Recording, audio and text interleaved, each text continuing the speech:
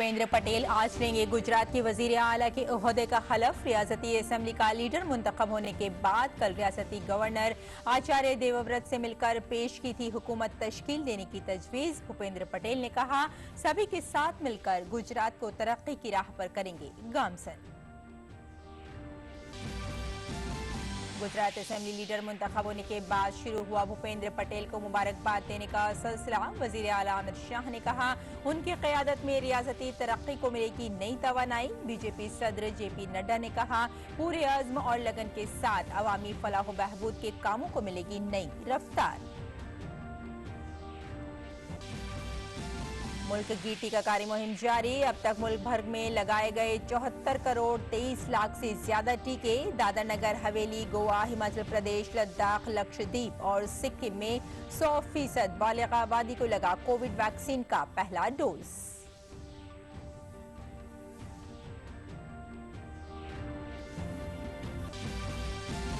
गोवा में corona curfew 20 सितंबर तक बढ़ा। केरल से आने वाले शहरियों के लिए 5 दिन क्वारंटीन लाजमी। नए ज़ाब्तों के साथ कई माशी सरगर्मियां फिर से शुरू करने की इजाजत, लेकिन कैसीनो और कई सियाहती मकामात पर पाबंदियां जारी।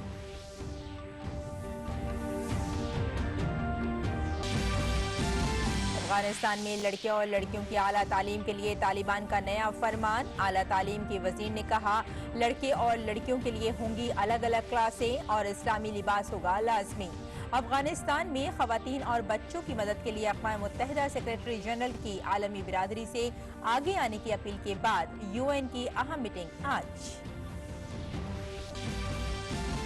और US ओपन में रूस के डैनियल मेदवेदेव बने मर्दों के सिंगल्स चैंपियंस। फाइनल में खिताब के बाद मजबूत दावेदार नोवाक जोकोविच को दी 6-4, 6-4, 6-4 से शिकस्त।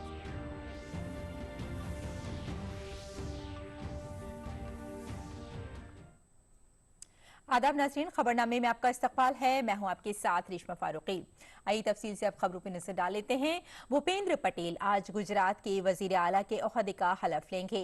इतवार को गांधीनगर में बीजेपी दफ्तर में कानून साज पार्टी की मीटिंग हुई। मीटिंग में बीजेपी के अरकान असेंबली के अलावा कारगुजार वजीर आला विजय रूपानी, पार्टी के रियासती सदर CR पाटिल, मरकजी मुशाहिद नरेंद्र सिंह तोमर, प्रहलाद जोशी, तरुण चुग, मरकजी वजीर मनसुख मांडविया, पुरुषोत्तम रूपाली, इंचार्ज भूपेंद्र यादव, तंजीम के जनरल सेक्रेटरी PL संतोष समेत तमाम रहनुमाओं की मौजूदगी में भूपेंद्र पटेल को कानून साज पार्टी का रहनुमा मुंतखब किया गया। इसके बाद भूपेंद्र पटेल ने गांधीनगर में वाक़े राज्य भवन में गवर्नर आचार्य देवव्रत से मुलाकात करके उन्हें रियासत में हुकूमत साजी की तजवीज पेश की। गवर्नर ने उनकी तजवीज को मंजूरी दे दी है।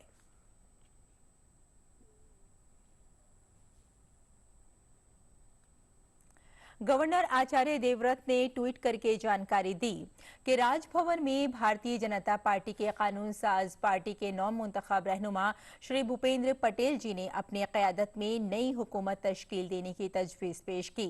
तजवीज को मंजूर करते हुए वजीर आला के ओहदे की हलफ बर्दारी के लिए उन्हें 13 सितंबर 2021 को दोपहर 2:20 पर मदऊ किया है।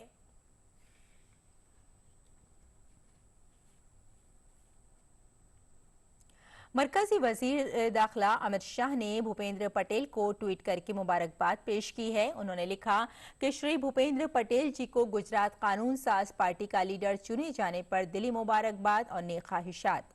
मुझे यकीन है कि नरेंद्र मोदी जी की रहनुमाई और आपकी क़यादत में रियासत की तरक्की के सफर को नई तवानाई और रफ्तार मिलेगी और गुजरात अच्छी हुक्मरानी और अवामी बहबूद में मुसलसल अगले सफ में खड़ा रहेगा।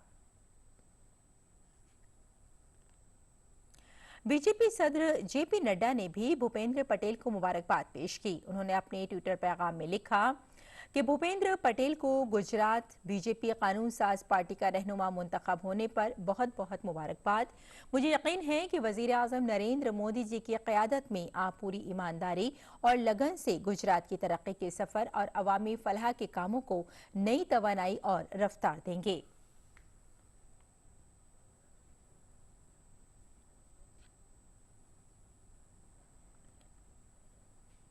भूपेंद्र पटेल को बीजेपी के तमाम रहनुमाओं और मरकजी वुज़रा ने भी नई जिम्मेदारी मिलने पर मुबारकबाद पेश की है।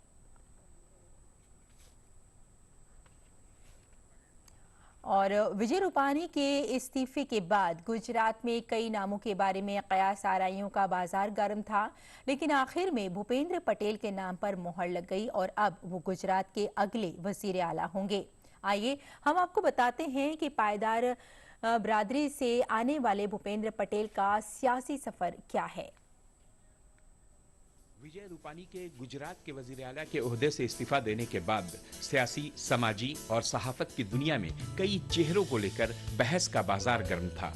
वजीर आजम और वजीर आला की आबाई रियासत होने की वजह से इसे लेकर लोगों में एक जोशो खरोश भी था। कौन बनेगा वजीर आला की बहस चौक चौराहों पर आम थी और इस दरमियान जब इस हाई प्रोफाइल ओहदे के लिए भूपेंद्र पटेल का नाम सामने आया तो सभी हैरत में पड़ गए, क्योंकि शाम के 4 बजे तक पहले किसी को इस बात का अंदाजा तक नहीं होगा कि भूपेंद्र पटेल गुजरात के अगले वजीर आला होंगे।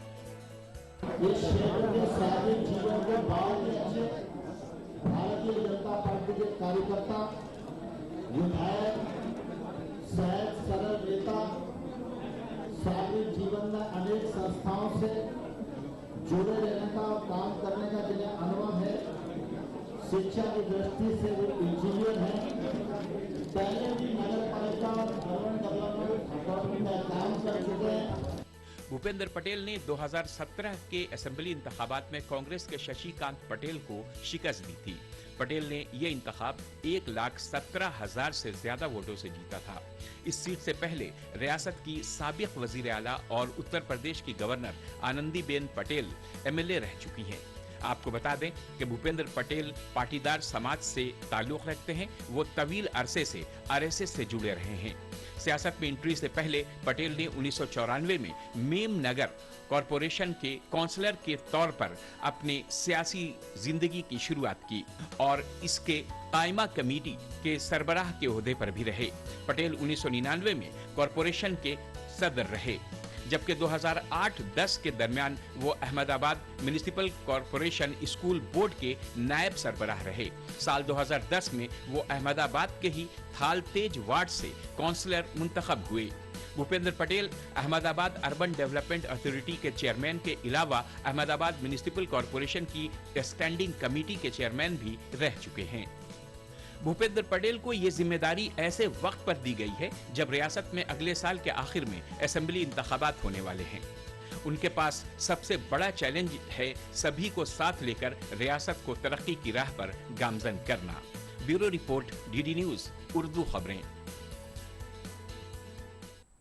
अगली खबर की जानिब रुख करते हैं। मुल्क में कोरोना के खिलाफ जारी जंग में मुल्क गीर सतह पर वैक्सीनेशन मुहिम तेजी से जारी है। वजारत सेहत के मुताबिक वैक्सीनेशन मुहिम शुरू होने के बाद से मुल्क भर में अब तक 74 करोड़ 23 लाख से जायद वैक्सीन की खुराक दी जा चुकी हैं। वहीं मुल्क ने वैक्सीनेशन मुहिम में एक नई कामयाबी हासिल की है। मुल्क की 6 रियासतों और मरकज के जेर इंतजाम इलाकों में 18 साल से जायद के तमाम अफराद को कोरोना वैक्सीन की पहली खुराक दे दी गई है। वजारत सेहत के मुताबिक सिक्किम, दादर और नगर हवेली, हिमाचल प्रदेश, गोवा, लद्दाख और लक्षद्वीप में 18 बरस से जायद की पूरी आबादी को वैक्सीन की पहली खुराक मिल गई है।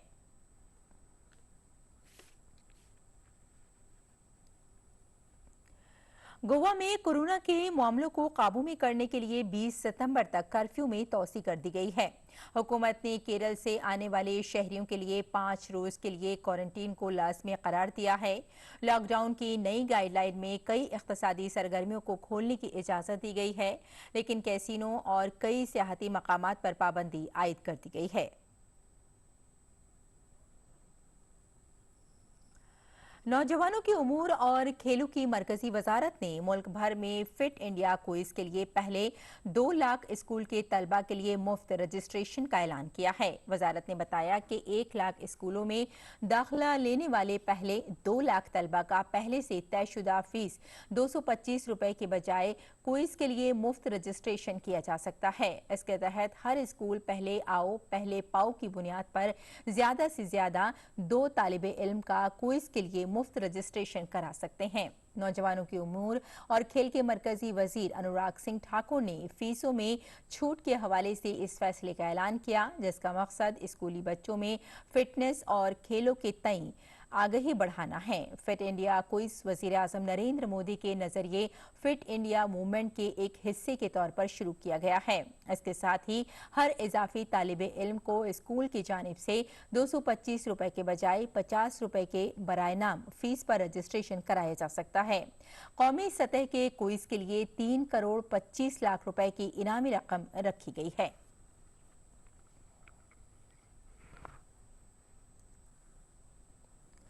मरकज ने आसाम में 7 नए एकलव्य स्कूल खोलने का फैसला किया है। वजीर आला हेमंत बसु शर्मा ने इतवार को गुवाहाटी में कबायली उमूर के मरकजी वजीर अर्जुन मुंडा से मुलाकात के बाद एक ट्वीट में इसकी इत्तला दी। कबायली उमूर की वजारत कबायली फ़नून और दस्तकारी को फ़रोग़ देने के साथ साथ कबायली अफराद को रोज़गार मौक़े फराहम करने के लिए 400 वन धन विकास केंद्र कायम करेगी। इसके अलावा दोनों रहनुमाओं ने रियासत में 5 कबायली फूड पार्क बनाने से मुताल्लिक़ भी बातचीत की।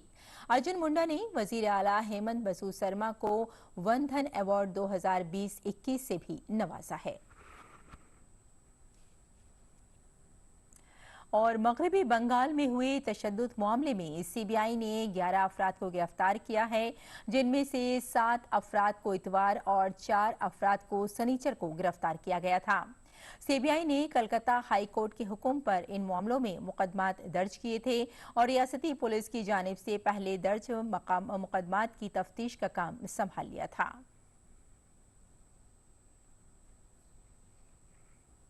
और गंगा की सफाई के कौमी मिशन ने दिल्ली में हिमालय किरदार और हमारी जिम्मेदारियां के उन्वान से एक सेमिनार का इनेकाद किया।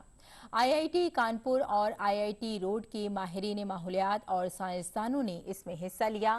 तकरीब में हिमालय के तहफ़्फ़ुज़ में काम करने वाले माहौलियात के माहिरीन को एजाज़ से नवाजा गया। और नाज़रीन, अब बैनुल-अक़वामी खबरों की तरफ नजर डालते हैं। तालिबान ने अफगानिस्तान में खवातीन के लिए एक नया हुक्मनामा जारी किया है। तालिबान ने खवातीन को तमाम पाबंदियों के साथ आला तालीम हासिल करने की इजाज़त दे दी है। तालिबान हुकूमत में आला तालीम के वज़ीर का कहना है कि खवातीन यूनिवर्सिटियों में पोस्ट ग्रेजुएट सतह तक तालीम हासिल कर सकती हैं, लेकिन लड़कों और लड़कियों के लिए क्लासें अलग होंगी और इस्लामी लिबास लाजमी होगा।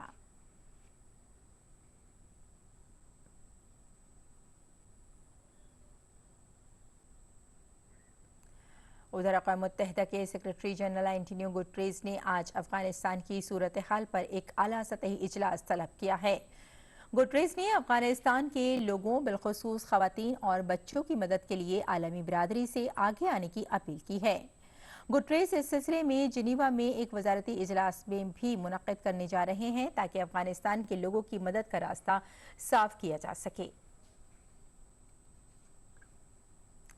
बांग्लादेश में कोरोना वबा की सूरत हाल में बेहतरी के बाद 18 महीने बाद इतवार के रोज स्कूल दोबारा खुल गए। तलबा में स्कूल खुलने का जोश वाज़ेह तौर पर नजर आ रहा था। कई स्कूलों में असातिज़ा ने अपने तलबा का फूलों और चॉकलेट से इस्तकबाल किया।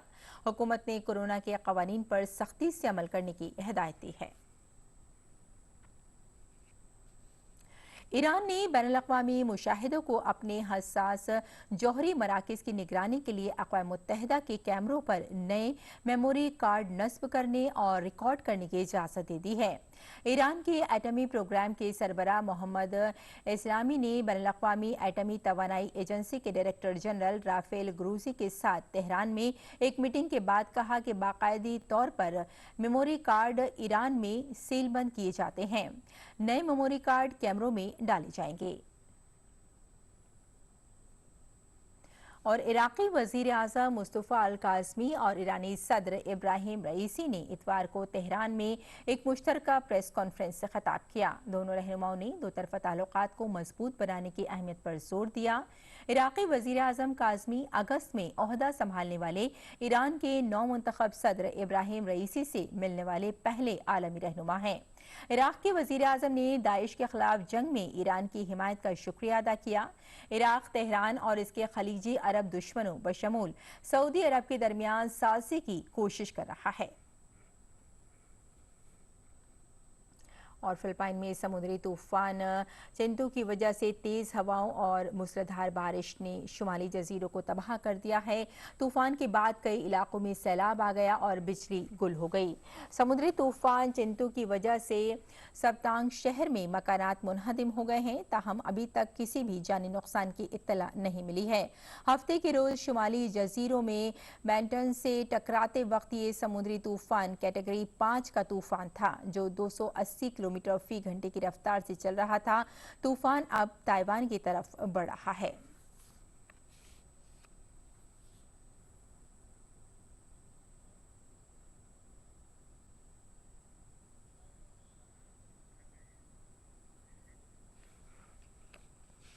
रूस में एक तैयारा हादसे में कम से कम 4 लोगों की मौत हो गई है। रूस में 14 मुसाफिरों और अमले के अफराद के साथ परवास कर रहे एक मुसाफिर तैयारे को जनूबी मशरकी सर्बिया में रनवे से 4 किलोमीटर दूर एक वीरान जगह पर क्रैश लैंडिंग करनी पड़ी। मीडिया रिपोर्टों में कहा गया है कि क्रैश लैंडिंग के बाद 11 लोग तैयारे के नीचे फंस गए थे।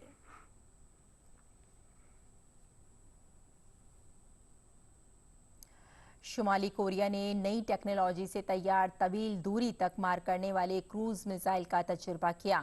न्यूज एजेंसी के CNN ने ये इत्तला दी है। हफ्ते और इतवार को किए गए तजुर्बात के दौरान मिसाइलों ने अपने हदफ को निशाना बनाने से पहले 1500 किलोमीटर का फासला तय किया। शुमाली कोरिया ने पाबंदियों को नजरअंदाज करते हुए अपने जौहरी हथियारों और बैलिस्टिक मिसाइलों को जदीद बताया है।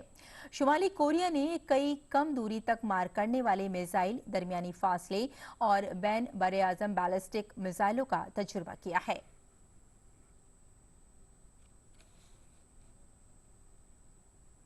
और खेल की खबरों में ग्रैंड स्लैम US ओपन का फाइनल बहुत ही दिलचस्प रहा। आलमी नंबर 1 खिलाड़ी सर्बिया के नोवाक जोकोविच को दूसरी सीड याफ्ता डैनियल मेदवेदेव ने शिकस्त देकर US ओपन का खिताब अपने नाम कर लिया। डैनियल मेदवेदेव ने जोकोविच को 6-4, 6-4, 6-4 से शिकस्त दी। जोकोविच ने इस साल ऑस्ट्रेलियन ओपन, फ्रेंच ओपन और विंबलडन का खिताब जीता था। अगर वो US ओपन भी जीत लेते तो वो अपने करियर का रिकॉर्ड 21वां ग्रैंड स्लैम खिताब अपने नाम कर लेते, लेकिन मेदवेदेव ने जोकोविच को हराकर उनका ये ख्वाब तोड़ दिया। और नाज़रीन, आइए अब नजर डालते हैं दिल्ली से शाये कुछ उर्दू अखबारात पर।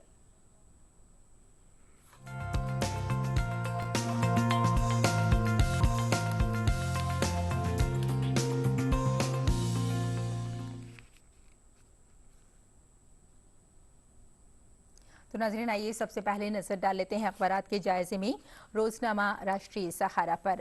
वैसे तो ज्यादातर अखबारात की अगर सुर्खियों पर नजर डालें तो पहली सुर्खी सभी की यही है कि भूपेंद्र पटेल गुजरात के नए वजीर आला होंगे और बीजेपी कानून साज पार्टी की मीटिंग में ये फैसला लिया गया है। जी हां, आज भूपेंद्र पटेल गुजरात के नए वजीर आला के ओहदे का हलफ लेने जा रहे हैं दोपहर के वक्त।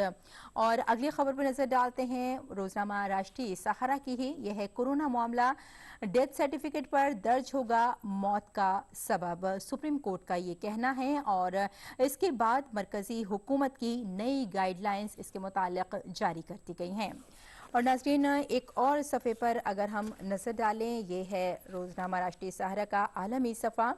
इसमें ये खबर है कि दहशतगर्दी के खिलाफ जंग में आलमी बिरादरी एक साथ है।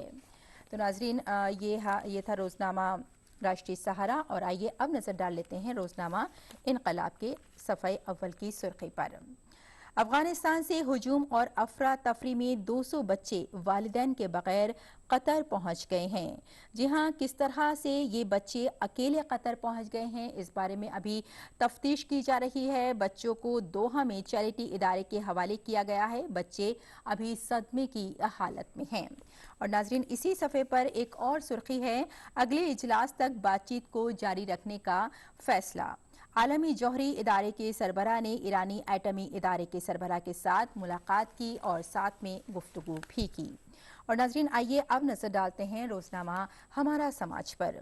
हमारा समाज की सुर्खी है, तमाम इमारतों में लाजमी तौर पर सोलर प्लांट लगाना चाहिए, ये कहना है नाजरीन नायब सदर जमहूरिया एम वेंकैया नायडू का। उन्होंने कहा है कि सूरज की रोशनी एक कुदरती जरासीम कुश है और ये बेहतर सेहत के लिए मुआविन भी साबित होगा। और नाजरीन, हमारा समाज की ही एक और सुर्खी है, आपको बता देते हैं कि खूबसूरत चांदनी चौक भी दिल्ली की अब पहचान बन चुका है। जी हाँ, टूटी सड़कें, ट्रैफिक जाम और लटके बिजली के तारों से निजात मिल गई है। और ख़ास बात यह है कि स्ट्रीट फूड की अगर बात करें, जो कि चांदनी चौक की एक अलग पहचान हुआ करती थी, स्ट्रीट फूड आप रात 12 बजे तक भी वहाँ इसका आप लुत्फ़ उठा सकते हैं। और वाकई दिल्ली का ये एक बड़ा सियाहती मकाम बन चुका है और यकीनन इसे देखने के लिए हम सबको एक बार तो ज़रूर जाना चाहिए। तो नाज़रीन, ये था अखबारात का जायज़ा। और आइए अब लौटते हैं खबरनामे की जानिब। जानवरों और परिंदों को शिकार से बचाने और उनकी हिफाजत के लिए अरुणाचल हुकूमत ने एक अहम पहल की है, जिसके बहुत मुस्बत नताइज बरामद हो रहे हैं। हुकूमत ने मार्च में एयरगन हथियार डालने की मुहिम शुरू की थी, जिसका मकसद मासूम मखलूक को शिकार से बचाना है। ये एयरगन हथियार डालने की मुहिम क्या है? हमारे साथी उर्मिलेश भट्ट ने इस पर अरुणाचल के वजीर माहौलियात और जंगलात से बात की। क्या कुछ है ये एयर गन, इसमें अधिक बात करने के लिए हमारे साथ है अरुणाचल के जो पर्यावरण एवं वन मंत्री हैं मामा नटुंग जी हमारे साथ हैं।